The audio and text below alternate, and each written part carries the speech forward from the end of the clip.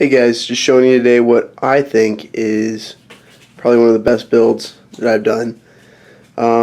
Just not saying it's better than anybody else's gun, not saying other people don't know what they're talking about, but this has just been a really sweet setup for me. It was easy to do, and if you're looking for a good, well-rounded gun and you want to build it yourself, this is a good way to go. And for those of you who just want to take some pointers from what I have done and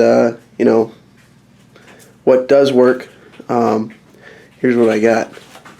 So I went with the, I don't know if you can see that here. Light. Let's turn this off. I went with the New Frontier Armory Lower. It's all polymer. It comes with the buffer tube. Comes with a grip, which I changed to a mag pull. Comes with your takedown pins, your trigger group, everything. And it's all polymer. 100% polymer. Except for the buffer tube, obviously. But the trigger group is an absolute dream. Even though it's polymer, people would think it'd wear out. It feels great. There's no creep, no grind. I put the JP Enterprises captured recoil spring in there, and that thing is, if you haven't used one of these, I'd highly recommend it. I have it in both my AR platforms that I'm running right now. Just a great addition. Takes that toy gun feel away. And it just feels so much smoother and works so much smoother, and I think it does a better job.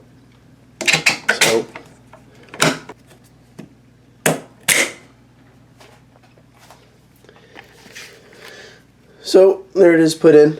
The other thing that made my gun cycle absolutely super smooth was this little guy.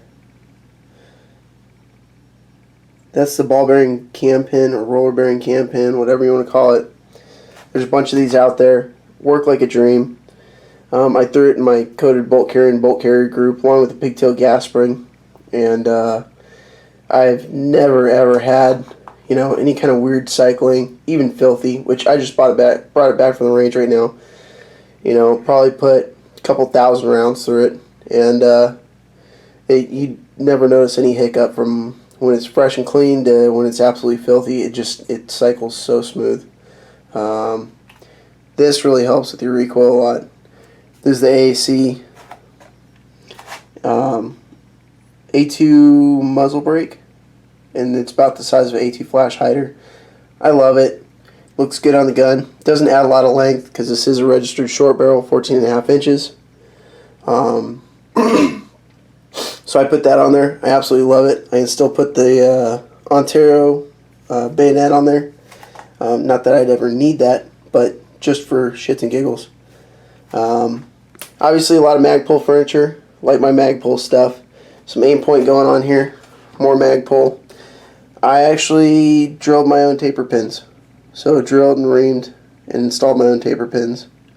And turned out great. Just took my time, did it right, do your research, obviously it'll be easier if you if you're mechanically inclined or you do that stuff often. I work on airplanes for a living, so it kind of came fairly naturally.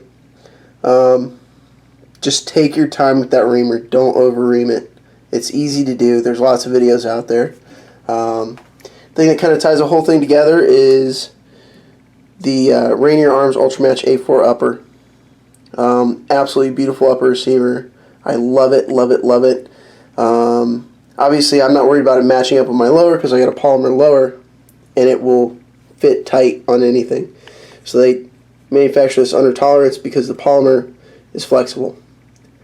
So it just kind of jams in there. There's no shake in this gun at all. That's another thing. I did well, that's shaking on there. But this, the buttstock does not shake at all on the buffer tube because I went with a mil-spec buttstock and a civilian spec buffer tube, and just slightly sanded this on the inside until it moves smoothly enough, but still had no play. My light. I do have a light because any good rifle should. I actually used a pistol flashlight and took the mount for it and kind of re-rigged it to fit in on this So it's all set up on there. It works good. I don't have a crazy amount of light. It doesn't, it's not going to blind anybody, but it'll allow me to see in the dark, which is, that's 100% better than not being able to see at all. Obviously a little aim point action up here. I like the twist away instead of the flip away. That is nice. I do like EOTech stuff.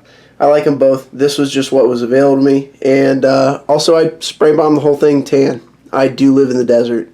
I live out here in Tucson, Arizona. So it seemed fitting. And that's it. Here's the whole thing all assembled with the bayonet on there just for fun. Just wanted to show you guys how this all looked.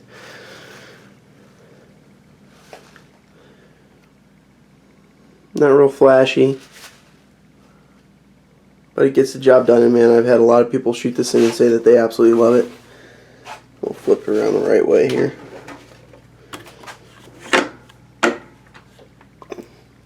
So I don't know the exact weight on this thing.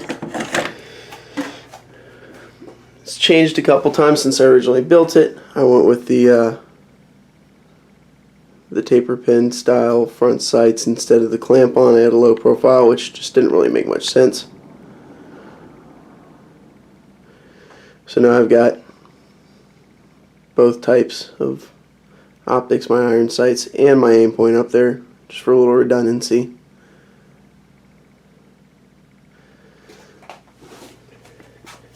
And for all you out there, it is empty. So there you go. Alright everybody, have a great day. Check me out later. Make sure to subscribe. I should have an AR-10 up here pretty soon that I built that I put a lot of money into. I think you guys will like. Alright, have a good one.